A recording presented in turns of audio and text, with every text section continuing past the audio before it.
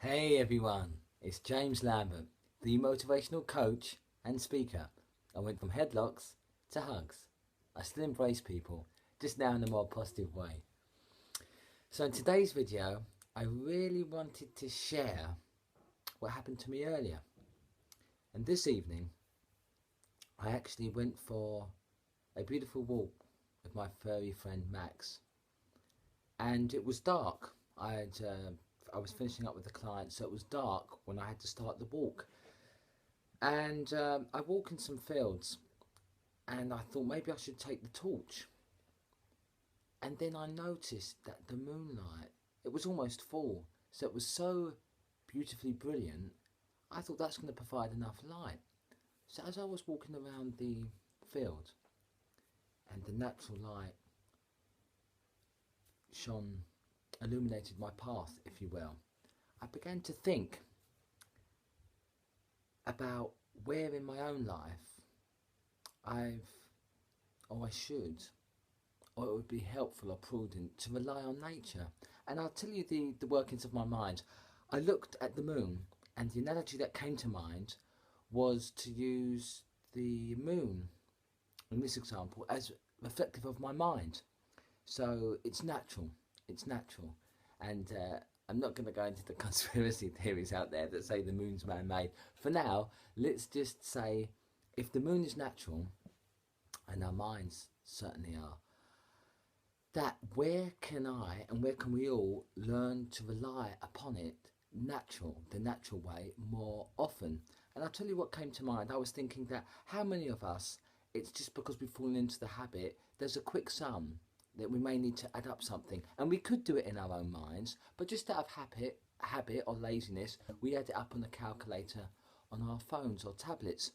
And that's just a small example, but I do think it's worth reflecting on where we could use our minds more. And we all get lazy, and yes, in part you may go, oh James, surely that's just convenience. It's the modern world, get with the times. Sometimes it just makes things easier, and I can't be bothered to work things out. And of course, there is a time for speed and for convenience to rely on man-made things.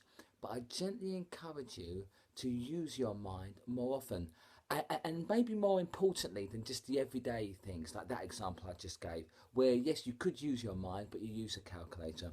Where it really struck me, whereas just like on the walk, I could have taken a torch, a man-made implement or tool, but I used the natural light provided by the moon. And what was beautiful about that, I should say quickly, was that far from, whereas the torch would have sufficed, it would have worked, the light quality, being man-made, just isn't, it's artificial. This is what I'm looking at, it's artificial.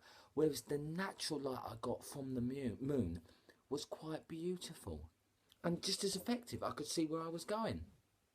And so to come back to the point where we could use our minds more in everyday life.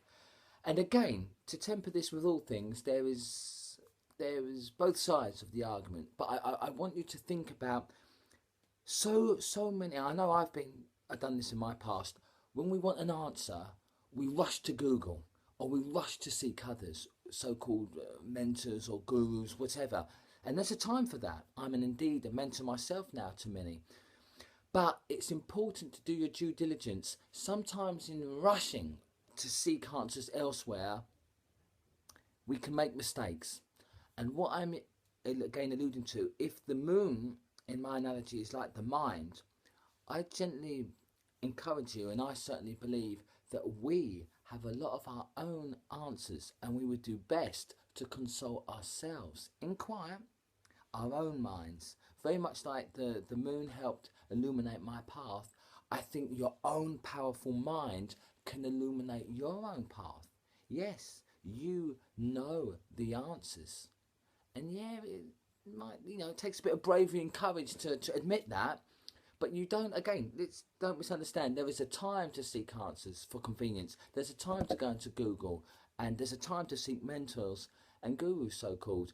But I think there's also a time to listen to your own innate wisdom.